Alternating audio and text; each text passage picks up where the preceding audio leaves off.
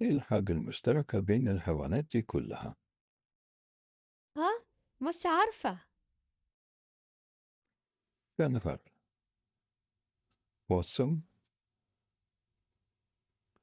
كوكا، كوالا، ولب، ومبت، شيطان تسمانيا.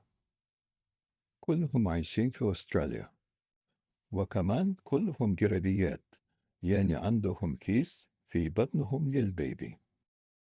وإزاي ده حصل إن كل الحيوانات الغريبة دي عايشين في مكان واحد؟ أستراليا كانت معزولة عن باقي القارات ملايين السنين، علشان كده أنواع كتير من الحيوانات التانية ما وصلتش هناك. فالحيوانات الجرابية قدرت تعيش وتتطور في أستراليا بأعداد كبيرة، وعلشان كده أستراليا فيها أكبر عدد من الحيوانات الجرابية في العالم.